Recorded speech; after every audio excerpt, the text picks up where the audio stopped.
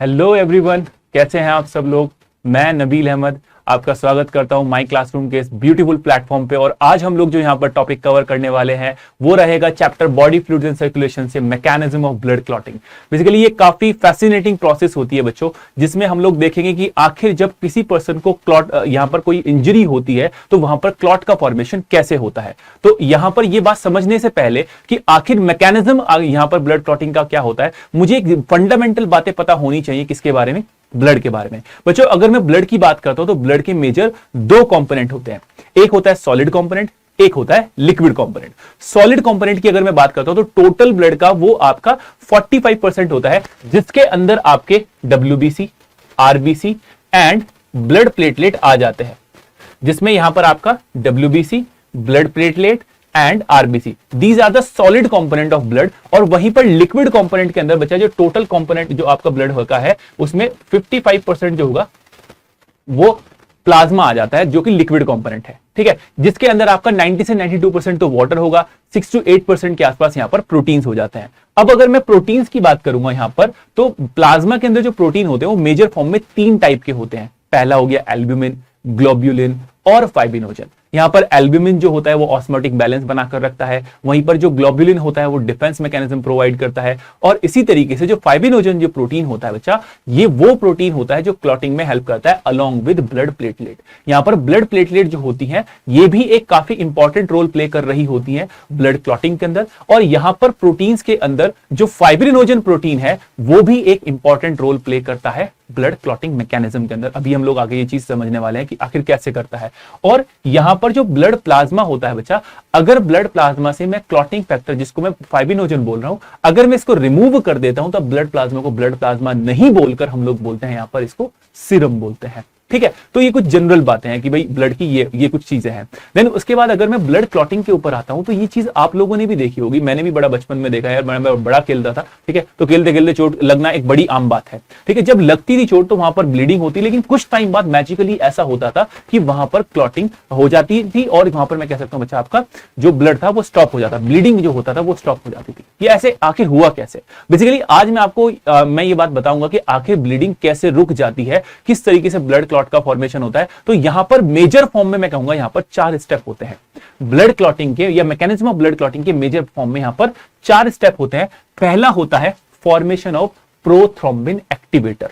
Prothrombin activator का formation होना ये पहला स्टेप होता है ब्लड क्लॉटिंग का, कि जैसे ही इंजर्ड टिश्यू जो होते हैं या इंजर्ड ब्लड प्लेटलेट जो होती हैं वो या मल्टीपल स्टेप से होते हुए वो रिलीज करवाती है प्रोथ्रोम्बिन एक्टिवेटर। ये प्रोथ्रोम्बिन एक्टिवेटर जो होगा फर्दर हेल्प करता है कन्वर्जन में प्रोथ्रोम्बिन प्रोटीन को थ्रोम्बिन में कन्वर्ट करने के लिए। फिर ये आपका फर्दर थ्रोम्बिन जो होता है ये कन्वर्ट कराने में हेल्प करता है जो प्लाज्मा के अंदर सॉल्युबल प्रोटीन है फाइब्रिनोजन, उसको इनसॉल्युबल फाइब्रिन्स के अंदर कन्वर्ट करने के लिए। और फाइनली एक मैश लाइक स्ट्रक्चर बनती है जिसकी वजह से मेरा ब्लड क्लॉट हो जाता है। वैसे ये इतना भी इजी नहीं है जितना इजी हम लोग यहाँ पर इसको देख रहे हैं, लेकिन मैं I try my level best कि आपको ये सारी चीजें एकदम इतनी ही क्रिस्टल क्लियर और इजी नजर आए। ठीक है, तो सबसे पहले स्टेप के ऊपर चलते हैं। पहला स्टेप क्या है? Formation of prothrombin activator. Formation of prothrombin activator. तो प्रोथ्रोम्बिन एक्टिवेटर का फॉर्मेशन जो है ये एक मल्टी स्टेप प्रोसेस होती है, ये सिंगल स्टेप प्रोसेस नहीं है। जैसे कि ऑल्दो मैंने यहां पर मेंशन किया हुआ है कि देखो इंजर्ड टिश्यू या इंजर्ड ब्लड प्लेटलेट जो होती है वो मल्टी स्टेप प्रोसेस से होते हुए रिलीज करती हैं प्रोथ्रोम्बिन एक्टिवेटर। लेकिन बच्चों यहां पर ये जो मल्टी स्टेप प्रोसेसेस होती हैं ये डिपेंड करता है कि इंजरी कैसी है। अगर इंजरी इंटरनल है तो यहां पर एक पाथवे फॉलो होता है जिसको हम लोग बोलते हैं इंट्रिंसिक पाथवे, और अगर इंजरी एक्सटर्नल है तो फॉलो होता है पाथवे जिसको हम लोग बोलते हैं एक्सट्रिंसिक पाथवे। तो उन्हीं पाथवे के ऊपर बच्चा यहां पर हम लोग समझते हैं कि आखिर कैसे आपका अल्टीमेटली प्रोथ्रोम्बिन एक्टिवेटर निकलता है। लेकिन यह बात भी समझने से पहले हमें थोड़ा आइडिया होना चाहिए कि क्लॉटिंग फैक्टर्स क्या होते हैं। हमारे ब्लड के अंदर ऑलरेडी मैं कह सकता हूं 13 क्लॉटिंग फैक्टर्स होते हैं, जिसमें fibrinogen, prothrombin, tissue thromboplastin, calcium ion, labile factor, proaccelerin, ये सारे के सारे हमारे मैं कह सकता हूं क्लॉटिंग फैक्टर प्रेजेंट होते हैं, जो सीरीज वाइज बेसिकली काम करते हुए अल्टीमेटली रिलीज करवाते हैं क्या?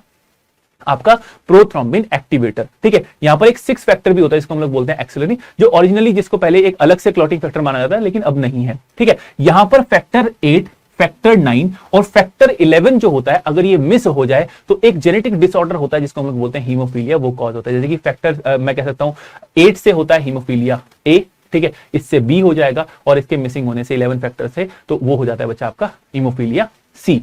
ओके, तो यहां पर अगर प्रोथ्रोम्बिन एक्टिवेटर वो जो रिलीज हो रहा है वो दो मेजर पाथवे से होकर गुजरता है। तो अगर इंजरी एक्सटर्नल है तो वहां पर एक्सट्रेंसिक पाथवे फॉलो करते हुए हमारा प्रोथ्रोम्बिन एक्टिवेटर रिलीज होगा। दूसरा जो प्रोसेस है बच्चा, अगर इंजरी इंटरनल है तो वहां पर कोलेजन फाइबर के कांटेक्ट में आने के बाद ब्लड जो होती है वो इंट्रिंसिक पाथवे को फॉलो करते हुए अल्टीमेटली रिलीज कराएगी क्या, हमारा प्रोथ्रोम्बिन एक्टिवेटर। तो दोनों ही पाथवे में अल्टीमेटली निकलता प्रोथ्रोम्बिन एक्टिवेटर ही है, लेकिन दोनों के पाथवे बच्चा एकदम अलग हो जाते हैं। जैसे कि एग्जांपल के तौर पर अगर मैं एक्सट्रिंसिक पाथवे की बात करता हूं तो एक्सट्रिंसिक पाथवे में क्या होता है, जैसे इंजर्ड टिश्यू जो होंगे वो आपका रिलीज करवाते हैं क्या, टिश्यू थ्रोम्बोप्लास्टिन। और टिश्यू थ्रोम्बोप्लास्टिन जो होगा बच्चा इसके ऊपर काम करता है फैक्टर 7, जो आपका 7 क्लॉटिंग फैक्टर है, वो इनएक्टिव फैक्टर 10 को फैक्टर मैं कह सकता हूं आपका एक्टिव 10 के अंदर कन्वर्ट कर देता है। और एक्टिव 10 जो क्लॉटिंग फैक्टर होगा बच्चा उसके ऊपर क्लॉटिंग फैक्टर 5 काम करते हुए अल्टीमेटली प्रोथ्रोम्बिन एक्टिवेटर रिलीज कराएगा। और ये प्रोथ्रोम्बिन एक्टिवेटर ब्लड के अंदर ऑलरेडी प्रेजेंट प्रोथ्रोम्बिन को थ्रोम्बिन में, फाइब्रिनोजन को फाइब्रिन में और अल्टीमेटली ब्लड क्लॉट करा देगा। ये एक्सट्रिंसिक पाथवे है। लेकिन अगर मैं इंट्रिंसिक पाथवे की बात करता हूं तो इंट्रिंसिक पाथवे में क्या होता है, इंटरनल ब्लीडिंग होने की वजह से, डैमेज होने की वजह से वहां पर ब्लड क्लॉट होता है। जैसे कि ये एक सेक्शन है ब्लड वेसल का, ठीक है, जहां पर अगर ये बच्चे यहां पर कट हो जाए, ठीक है, कट होने के बाद जो एक्सटर्नल लेयर होती है यहां पर ये कोलेजन फाइबर्स होते हैं, तो ब्लड जैसे ही कोलेजन फाइबर के कांटेक्ट में आएगा तो यहां पर बच्चा फॉलो होता है क्या, आपका इंट्रिंसिक पाथवे फॉलो होता है। इंट्रिंसिक पाथवे में क्या होता है कि blood exposure to the collagen fibre of blood tissue, ठीक है, ये आपका उसके कांटेक्ट में जैसे ही आएगा तो इनएक्टिव फैक्टर जो है क्लॉटिंग फैक्टर 12 वो कन्वर्ट हो जाएगा किसके अंदर, एक्टिव 12 में, ठीक है। और इनएक्टिव 11 जो होगा वो कन्वर्ट हो जाएगा एक्टिव 11 में। इनएक्टिव 9 जो होगा बच्चा वो फर्दर एक्टिवेट हो जाएगा एक्टिव मैं कह सकता हूं आपका 9 के अंदर। और एक्टिव 9 जो होता है बच्चा वो कन्वर्ट कर देगा इनएक्टिव 10 को एक्टिव 10 के अंदर। और पैरेलली यहां पर जो ब्लड होगा वो रिलीज करेंगे platelet phospholipid and thromboplastin third, ये बच्चा रिलीज करता है। और फाइनली ये आपका प्लेटलेट फॉस्फोलिपिड और थ्रोम्बोप्लास्टिन थर्ड जो होगा ये आपका क्या करेंगे, एक्टिवेटेड जो आपका फैक्टर 10 है इन द प्रेजेंस ऑफ फैक्टर 5 ये आपका रिलीज करवा देते हैं थ्रोम्बोप्लास्टिन एक्टिवेटर। तो बच्चों यहां पर दोनों ही केस में इंट्रिंसिक पाथवे और एक्सट्रिंसिक पाथवे दोनों ही केस में आपका क्या रिलीज हो रहा है, प्रोथ्रोम्बिन एक्टिवेटर रिलीज हो रहा है। अब ये प्रोथ्रोम्बिन एक्टिवेटर क्या करता है, second step of blood clotting को फॉलो करता है, जहां पर एक इनएक्टिव प्रोटीन होता है जिसको मैं बोलता हूं प्रोथ्रोम्बिन। बच्चा प्रो का मतलब यहां पर आपका यही हो गया, ये इनएक्टिव स्टेट के अंदर है और ये उसको कन्वर्ट करा देगा एक्टिव फॉर्म के अंदर जो कि क्या है, थ्रोम्बिन। ये प्रोथ्रोम्बिन एक्टिवेटर ये आपका एक्सट्रिंसिक पाथवे से भी होकर आ सकता है, ये आपका इंट्रिंसिक पाथवे से भी होकर आ सकता है, डिपेंड करता है इंजरी कैसी हुई है। तो अल्टीमेटली प्रोथ्रोम्बिन एक्टिवेटर दोनों ही पाथवे के एंड में निकल रहा है। अब यहां पर ये प्रोथ्रोम्बिन एक्टिवेटर जो होगा ये ऑलरेडी प्रेजेंट ब्लड के अंदर एक प्रोटीन होता है जिसको हम बोलते हैं प्रोथ्रोम्बिन प्रोटीन, और ये आपका सिंथेसाइज होता है लीवर के अंदर इन द प्रेजेंस ऑफ विटामिन के। तो इसीलिए बच्चों अगर विटामिन के की डेफिशिएंसी हो जाएगी तो प्रोथ्रोम्बिन नहीं बनेगा, प्रोथ्रोम्बिन नहीं बनेगा तो ये आपका प्रोथ्रोम्बिन एक्टिवेटर जो होगा प्रोथ्रोम्बिन को थ्रोम्बिन में ही नहीं कन्वर्ट कर पाएगा, तो क्लॉटिंग डिसऑर्डर होना स्टार्ट हो जाएगा। अब यहां पर प्रोथ्रोम्बिन जो होगा जो इनएक्टिव फॉर्म में है वो प्रोथ्रोम्बिन एक्टिवेटर की प्रेजेंस में और कैल्शियम डायन की प्रेजेंस में जो कि आपका क्लॉटिंग फैक्टर 4 होता है इसकी प्रेजेंस में कन्वर्ट करा देता है इसको एक्टिव फॉर्म में, जिसको मैं बोलता हूं थ्रोम्बिन। अब ये एक्टिव थ्रोम्बिन जो होगा बच्चा ये ब्लड के अंदर या ब्लड प्लाज्मा के अंदर ऑलरेडी प्रेजेंट एक सॉल्युबल फॉर्म में प्रोटीन होता है, ये भी लीवर के अंदर इन द प्रेजेंस ऑफ मैं कह सकता हूं विटामिन के ही प्रेजेंट आपका सिंथेसाइज होता है। ये सॉल्युबल फॉर्म में प्रोटीन होता है फाइब्रिनोजन, ये फाइब्रिन में कन्वर्ट हो जाता है। और ये फाइब्रिन जो होते हैं बच्चा इनिशियली मैं कह सकता हूं इनसॉल्युबल मोनोमर्स होती हैं, ठीक है, छोटी छोटी यूनिट्स होती हैं। तो ये छोटी छोटी यूनिट्स का इनसॉल्युबल मोनोमर्स जो है फाइब्रिन की, इनका पॉलीमराइजेशन होता है, पॉलीमराइजेशन होगा और ये अल्टीमेटली बच्चा यहां पर बनाएंगे फाइब्रिन थ्रेड, फाइब्रिन थ्रेड का फॉर्मेशन कर देंगे। तो जो आपके एक्टिव थ्रोम्बिन था वो active thrombin in the presence of calcium di ion soluble form of protein जो कि फाइब्रिनोजन है उसको इनसॉल्युबल फॉर्म ऑफ प्रोटीन, जिसको मैं कहता हूं बच्चा फाइब्रिन, उसके मोनोमर्स यूनिट के अंदर कन्वर्ट कर देगा। ये इनसॉल्युबल फॉर्म है। इन्हीं इनसॉल्युबल फॉर्म का फर्दर पॉलीमराइजेशन होकर फाइब्रिन थ्रेड बन जाते हैं। और ये फाइब्रिन थ्रेड जो होंगे बच्चा, ये आपका क्या करेंगे, जैसे कि ये फाइब्रिन थ्रेड है, these are the fibrin threads. और ये फाइब्रिन थ्रेड जो होंगे आपकी अलग अलग, मैं कह सकता हूं ब्लड जो सेल्स हैं जैसे कि आपकी आरबीसी, इनके कांटेक्ट में आएंगे और अल्टीमेटली एक मैश लाइक स्ट्रक्चर बना देंगे, जिसको हम लोग बोलते हैं ब्लड क्लॉट या थ्रोम्बस जो है बच्चा, उसका फॉर्मेशन हो जाएगा। तो इस 4 स्टेप के अंदर बच्चा हमारा ब्लड क्लॉटिंग हो जाती है, जिसमें सबसे पहले प्रोथ्रोम्बिन एक्टिवेटर रिलीज होता है। 2 पाथवे से हो सकता है, एक्सट्रिंसिक और इंट्रिंसिक, ठीक है। दोनों ही पाथवे में बच्चा यहाँ पर अल्टीमेटली निकलना प्रोथ्रोम्बिन एक्टिवेटर ही होता है। अब ये प्रोथ्रोम्बिन एक्टिवेटर जो होगा बच्चा, वो आपका क्या करेगा, प्रोथ्रोम्बिन को थ्रोम्बिन में कन्वर्ट करता है इन द प्रेजेंस ऑफ कैल्शियम डायन, जो कि 4th फैक्टर है, क्लॉटिंग फैक्टर। अब जो थ्रोम्बिन है बच्चा, वो ऑलरेडी प्रेजेंट ब्लड के अंदर जो सॉल्युबल फॉर्म में प्रोटीन है जिसको फाइब्रिनोजन बोलते हैं, उसको फाइब्रिन में कन्वर्ट कर देता है, जो कि इनसॉल्युबल मोनोमर्स होते हैं। वे इनसॉल्युबल मोनोमर्स का होता है पॉलीमराइजेशन, जिसकी वजह से बनते हैं यहाँ पर आपके फाइब्रिनोजन, जो फाइब्रिन वाले थ्रेड्स बनते हैं, ठीक है। अब ये थ्रेड से बच्चा आपका फर्दर ये ब्लड जो आपकी सेल्स हैं उनके कॉन्टेक्ट में आएंगे और एक मैश लाइक स्ट्रक्चर बनती है, जिसको हम लोग बोल देते हैं ब्लड क्लॉट। और मैजिकली ब्लड जो होता है वो आपका स्टॉप हो जाता है, ब्लीडिंग जो होती है वो आपकी स्टॉप हो जाती है। अब एक और कॉन्सेप्ट बच्चा हमारे यहाँ पर, तो इतनी ही बातें थी ब्लड क्लॉटिंग को लेकर। अब एक और कॉन्सेप्ट हमारा यहाँ पर आता है, वो क्या है, एंटीकोएगुलेंट को लेकर। एंटीकोएगुलेंट की अगर मैं बात करता हूं बच्चों, तो एंटीकोएगुलेंट्स जो होते हैं, दीज आर द सब्सटेंस और द कंडीशन। ध्यान से सुनना, जो एंटीकोएगुलेंट्स होते हैं बच्चा, वो आपकी या तो वो कोई सब्सटेंस है या वो कोई कंडीशन है जिसकी वजह से आपकी ब्लड क्लॉटिंग स्टॉप हो जाए, तो उसी सब्सटेंस या उस कंडीशन को हम लोग एंटीकोएगुलेंट्स कहते हैं, ठीक है। वो सब्सटेंस या वो कंडीशन जिसकी वजह से ब्लड क्लॉटिंग स्टॉप हो जाए, उसको हम लोग बोल देते हैं आपका एंटीकोएगुलेंट। एंटीकोएगुलेंट के कुछ एग्जांपल है, जैसे कि हेपेरिन। हेपेरिन जो है बच्चा, ये एक नेचुरल एंटीकोएगुलेंट है जो मास्ट सेल रिलीज करती है, और ये एक हेटेरोपॉलीसैकेराइड है, ठीक है। और यहां पर दूसरा होता है हीरोडिन। हीरोडिन जो होता है वो आपका जो ब्लड सकिंग लीच होती है, जैसे कि हीरोडिनेरिया मेडिनेंसिस, हीरोडिनेरिया ग्रेनुलोसा जो होता है, ये आपका इनके सलाइवा के अंदर ये प्रेजेंट होता है, एंटीकोएगुलेंट होता है, ठीक है। वॉरफेरिन जो है बच्चा, ये प्लांट से रिलीज होता है, ठीक है। चीलेटिंग एजेंट्स होते हैं बहुत सारे, ईडीटी वगैरह, ठीक है। और यहां पर आपका ब्लड एट लो टेम्परेचर, मैंने कहा था ना कि यहां पर ये जो टेम्परेचर लो है ये कंडीशन है, तो ये भी एक एंटीकोएगुलेंट की तरह ही काम करता है। बाकी ऊपर वाले कुछ सब्सटेंस है जो एंटीकोएगुलेंट की तरह काम कर रहे हैं। अब इनमें से हम लोग कुछ बात की चीजों के बारे में बात अब यहां पर करने वाले हैं, जैसे कि हेपेरिन की बात करता हूं। तो हेपेरिन जो है वो एक आपका नेचुरल एंटीकोएगुलेंट है जो सीक्रेट होता है मास्ट सेल से, और ये एक हेटेरोपॉलीसैकेराइड है। हेटेरोपॉलीसैकेराइड का मतलब यहां पर ये हुआ कि ये एक पॉलीसैकेराइड है जो आपकी अलग अलग डिफरेंट यूनिट्स ऑफ जो आपकी मोनोसैकेराइड है उनसे मिलकर बना हुआ होता है। यहां पर ये काम कैसे करता है, ये इंक्रीज कर देता है इफेक्टिवनेस को जो एंटीथ्रोम्बिन थर्ड की है। एंटीथ्रोम्बिन थर्ड जो होता है बच्चा, ये उसकी इफेक्टिवनेस को इंक्रीज कर देगा, जिसकी वजह से बच्चा फॉर्मेशन जो होगा थ्रोम्बिन प्रोटीन का, ये थ्रोम्बिन का जो बनने का जो प्रोसेस होता है वो इनहिबिट हो जाएगा, उसकी ग्रोथ या जो उसका जो बनने का प्रोसेस है वो लोअर हो जाता है।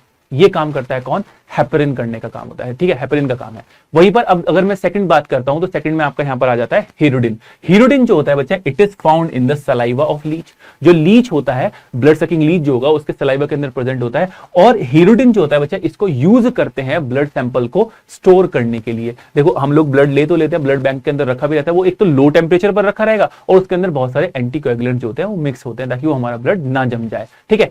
अब एक चीज होती है बच्चों, वॉरफेरिन। वॉरफेरिन भी एक एंटीकोएगुलेंट है जिसको ऑब्टेन किया जाता है प्लांट से, और ये काम करता है बच्चा किस तरीके से, ब्लड कोएगुलेशन को रोकता है। ये इनहिबिट कर देता है फॉर्मेशन ऑफ फैक्टर लाइक 2, 7, 9 और 10।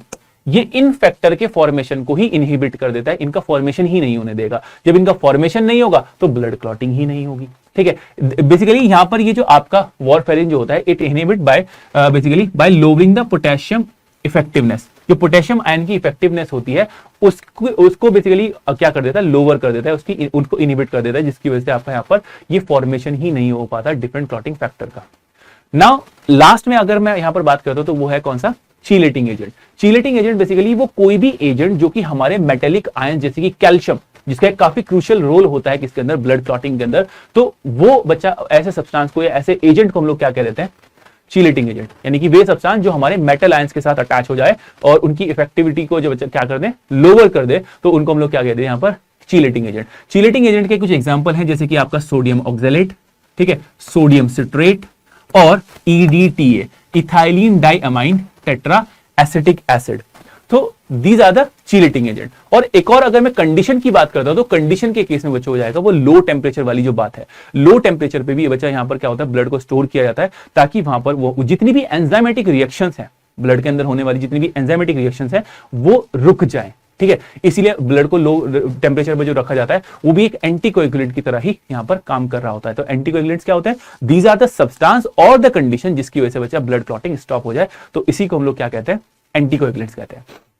तो this is the whole mechanism of blood clotting. Blood क्या होता है मैंने आपको ये बात बताई, ठीक है। देन उसके बाद हम लोगों ने देखा कि ब्लड आखिर क्लॉट कैसे करता है, मैकेनिज्म क्या है, 4 स्टेप की बात वहां पर हम लोगों ने की। आपका प्रोथ्रोम्बिन एक्टिवेटर रिलीज होता है, देन उसके बाद प्रोथ्रोम्बिन से थ्रोम्बिन में कन्वर्जन, फिर फाइब्रिनोजन का फाइब्रिन में कन्वर्ट होना और फाइनली हमारा ब्लड क्लॉट हो जाना। देन उसके बाद हम लोगों ने बात की किसके बारे में? डिफरेंट टाइप ऑफ एंटीकोएगुलेंट्स के बारे में। So this is, I hope आपको समझ आया होगा। So this is all about our today's class. I hope आपको मजा आया होगा, ठीक है। अगर आपको ये वीडियो अच्छी लगी, इंफॉर्मेटिव लगी, तो जरूर इसको अपने दोस्तों के साथ शेयर कीजिएगा और अगर आपको ज्यादा पसंद आई तो जरूर इसको लाइक जरूर कर दीजिएगा बच्चा। और आप लोगों के जो लाइक होते हैं वो हम लोगों के लिए एनर्जी का काम करते हैं, और ताकि और आप अगर लाइक करेंगे तो हम लोग इस तरह की और बहुत सारी इंफॉर्मेटिव वीडियोस आपके लिए फ्यूचर में लाते रहेंगे। और अगर इस टॉपिक से रिलेटेड, ब्लड क्लॉटिंग से रिलेटेड अगर आपको कोई डाउट है, कोई क्वेरी है, तो जरूर कमेंट सेक्शन में डालकर हमें पूछिएगा, आपको जरूर रिवर्ट यहां पर दिया जाएगा। और इनकेस अगर मैं कहता हूं कि आपको कोई एक ऐसा टॉपिक समझना है बायोलॉजी के अंदर जो आपको लगता है थोड़ा सा टिपिकल है, तो हम लोग उसको अपनी एक बड़ी सी इजी सी लैंग्वेज के अंदर आपको समझा देंगे। थैंक यू सो मच सुनने के लिए, समझने के लिए। Bye bye.